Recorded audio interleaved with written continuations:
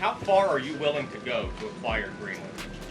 You'll find out. Will you still go to Paris for the G7 emergency meeting as offered by President Macron? No, I wouldn't do that. How would you winning the Nobel Peace Prize improve the lives of average, everyday Americans? Why is this prize so important?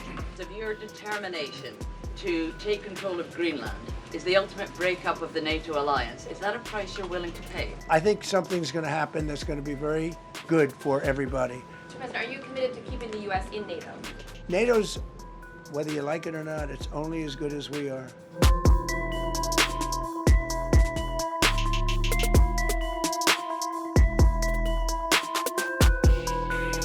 Mr. President, how would you characterize your relationship with Emmanuel Macron and Keir Starmer right now? And have you spoken to them since your Truth Social post last No, I night? haven't, but I think I get along very well with them. I mean, they always treat me well. They get a little bit rough when they're, when I'm not around.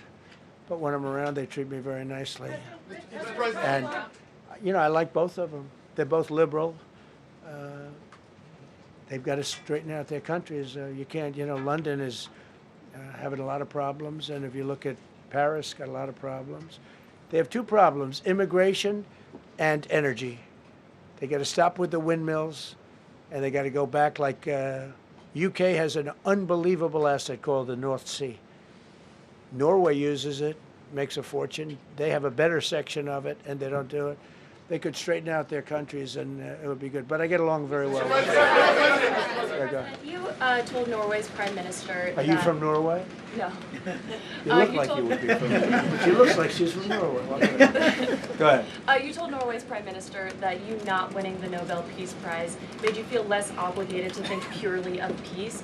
Well, I lost a lot of respect for Norway. And But why I would not believe, winning and that I believe prize very affect- strongly that Norway controls the Nobel Prize. But you have to understand, I settled 8 wars. I've had every one of those wars, every participant wrote, I didn't ask them to do it. They sent in strong they make recommendations for that. But I settled 8 wars. No president's probably ever settled 1 war. I don't know, think of it. I did 8. The reason I do it is because it's easy for me to do. And I didn't do it for a Nobel Prize. I did it because I'm saving a lot of lives. I'm trying to settle the final one. I'm trying to do Russia-Ukraine. And when Russia's ready, Ukraine's not. When Ukraine's ready, Russia's not. But they're losing 25,000 people a month on average. And I'm trying to get that one done. But no, I feel that Norway has tremendous control over who gets the Nobel Prize, despite what they say. How far are you willing to go to acquire Greenland? You'll find out. Last night on Truth Social, you said that the British plan to hand the base at Diego Garcia over to Mauritius and then rent it back was an act of great stupidity. Previously, you've backed that deal. Is it now your position that the deal should not go ahead? I think that they, when they originally were going to do it, they were talking about doing some concept of ownership. But now they're looking to essentially just do a lease and sell it. And I'm against that. It's a reasonably nothing like Greenland, but it's a reasonably important area of the globe. Not to anywhere near Greenland, but I think they should keep it. I don't know why they're doing it. Do they need money? You move ahead with the Greenland-related tariffs on Europe.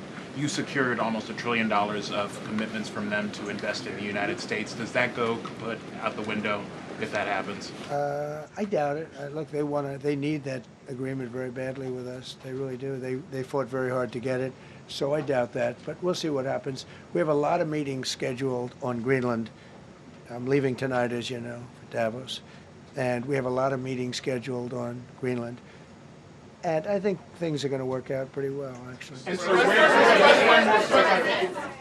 you, Mr. President. Will you still go to Paris for the G7 emergency meeting as offered by President Macron? No, I wouldn't do that. No. Because, Emmanuel's not going to be there very long. And, there's no longevity there. He's a friend of mine. He's a nice guy. I like Macron. But he's not going to be there very much longer, as you know. And I think, I have meetings with the people that are directly involved, not some of the people you're talking about. Ahead of your speech in Davos, can you give us a preview of what we can expect as far as laying out the plans for Americans to be able to buy homes? I think more than anything else, what I'm going to be speaking about is the tremendous success that we've had in 1 year. I didn't think we could do it this fast. Think of it, it's just now 12 months. And, you know, I say it often, we have the most successful country in the world. We have the hottest country anywhere in the world by far. And this country would have been absolutely stone cold dead. And I'm going to be talking about it. I'm going to be, because, you know, a lot of them could use some of the advice as to what we did. They need energy. You take a look at their energy policy, they're going to destroy themselves with what they're doing with the windmills and all the nonsense. They need energy help badly, or they're going to be in big trouble, and they need immigration help badly. You promised during your second inaugural to always put America first. I'm curious, how would you winning the Nobel Peace Prize improve the lives of average, everyday Americans? Why is this prize so important? It wouldn't improve the lives of any. What improved the lives of people are people that are living. I saved probably tens of millions of lives in the wars. You know, if you add up the numbers, just if you look at any one of those wars, you're talking about millions of people. You multiply it times 8. But when you look at India and Pakistan, that could have been 10, 15, 20 million people. Could have been more than that. So I saved millions of people. So that, to me, is the big thing. Earlier on last year, you had mentioned, you had indicated that you wanted to take back the Panama Canal. I know we've heard a lot about Greenland. Is that still on the table? I don't want to tell you that. Sort of. I must say, sort of. That's sort of it. Okay, one more. Yes, blonde, blue. Yes, go ahead, ma'am. Go ahead with the blue, holding the computer. If a consequence of your determination to take control of Greenland is the ultimate breakup of the NATO alliance, is that a price you're willing to pay?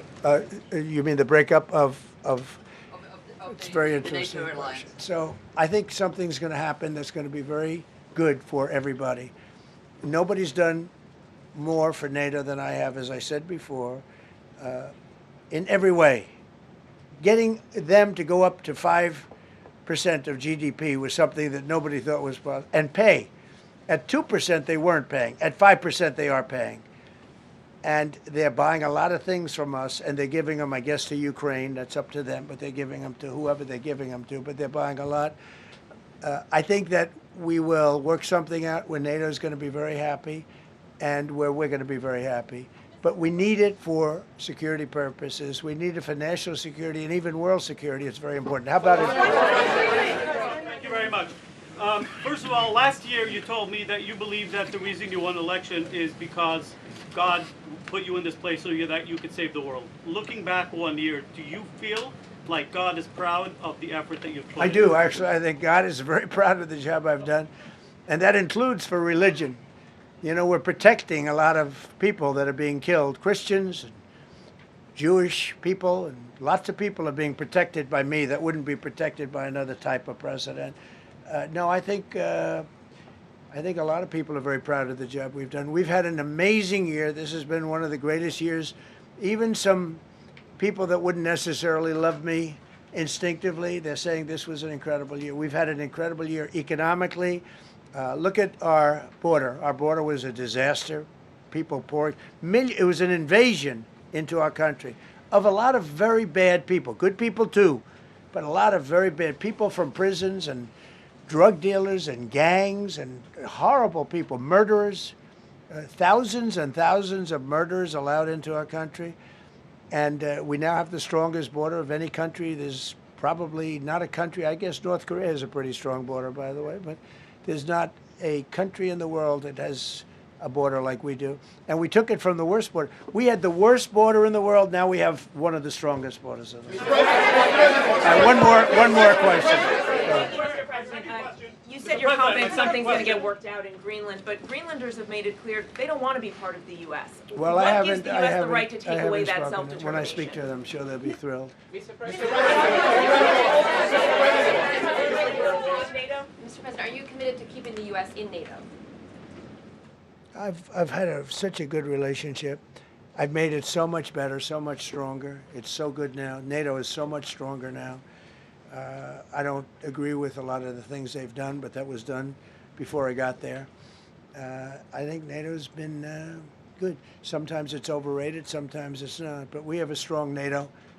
When I came here, we had a weak NATO. We had a NATO at 2%, and they weren't paying. You had a nothing NATO. NATO's, whether you like it or not, it's only as good as we are. If NATO doesn't have us, NATO is not very strong.